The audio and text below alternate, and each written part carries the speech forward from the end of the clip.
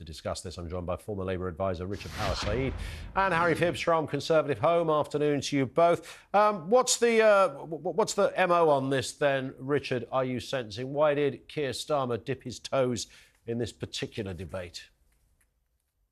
Well, hey there, Ian. Nice to see you as always.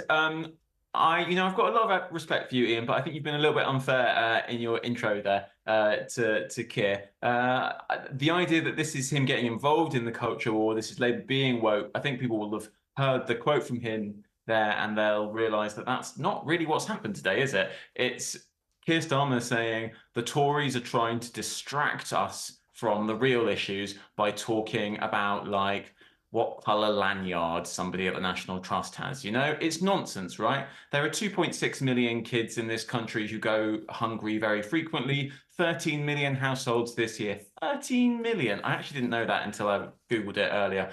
13 million who haven't turned the heating on at times this winter and have gone colder as a result because they can't afford it.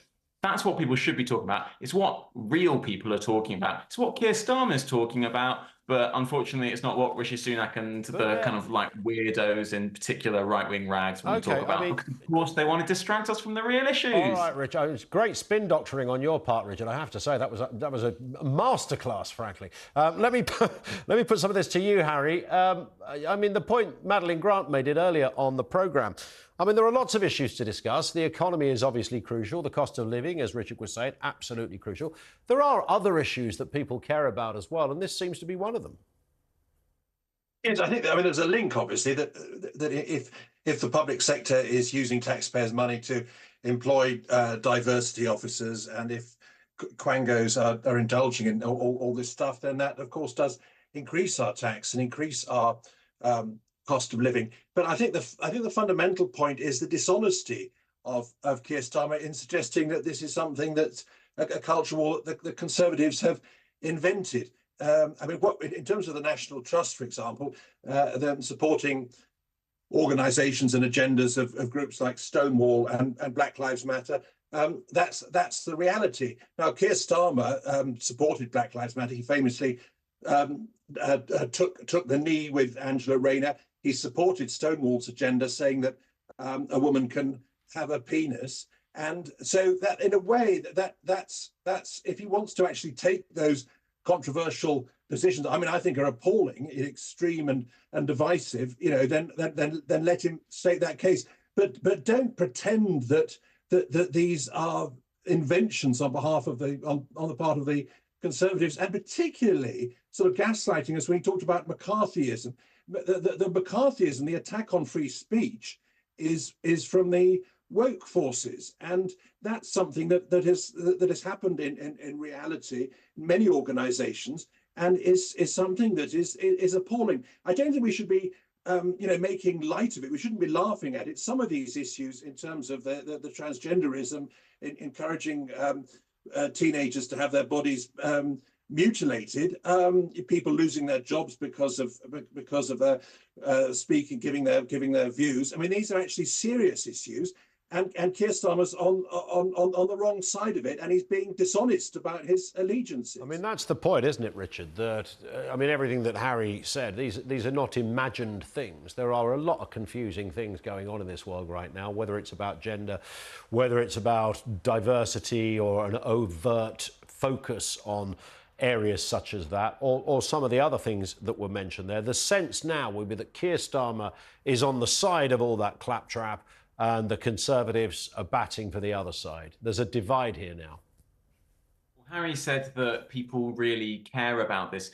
The great thing is that there's actually facts and figures and numbers that we can go to find out how much people care about it. We can go to YouGov, who are extremely impartial, definitely not a left-wing organisation, and we can see from YouGov what people are telling them over the years they care about, what they're going to be voting on. And I'll tell you what, in the last 5 years, that's the data I looked at earlier today, nobody, the proportion of people who've said that this is what matters to them, I mean, it's so small it doesn't even come up on the graph, right? And there's about 20 different topics that do come up much higher than it. the problem is for the government, the problem is for anybody who wants to talk about this sort of stuff, that you've got an NHS in crisis, you've got fuel costs going through, you've got supermarkets profiteering from people's desperation. And quite frankly, no, people do not care about all of this nonsense. They want our country to be brought together by a leader. Is it nonsense though, Richard? When you have schools and primary schools and even nurseries being told in order to win a certificate, or to encourage the words boys and girls to be removed from the classroom. I mean, that's not an imagined, mad, right-wing, invented story. That's actually happening. When J.K. Rowling is chased out the village with the burning torches, that's not invented. This is very real. So, Ian, I think you've just kind of just answered your own question there. It's for a certificate. These schools have gone to Stonewall and they've said, we want to stop imposing particular gender ideas about this is what boys are like, this is what girls are like, on the kids that we're looking after. Because you know what? Loads of children really don't like that. Loads of adults really don't like it. They think that men and women can be whoever they want to be. They don't want to be labelled like that. And so guess what? You're going to take that kind of gender. No, I'm going to finish, Ian. Ian, I am directly responding to your question, so I feel like I should be allowed to finish. So lots of schools have made that very reasonable decision that loads of adults would really approve of, and they'd say that their own childhoods would have been much happier if there hadn't been the expectations of like boys do blue and girls do pink or whatever nonsense. And so the schools have decided that's what they want to do. The parents have every right to take their kids out of that school if they don't want them to be there. The schools have gone to Stonewall and said, can you give us some tips on how to do it? And Stonewall have said, when you don't need to say boys and girls, don't say boys and girls, say kids. It's as simple as that. And people are turning that into some political issue. That is what it's like when you're trying to distract people from kids going hungry, households not heating themselves, supermarkets profiteering on your food bills.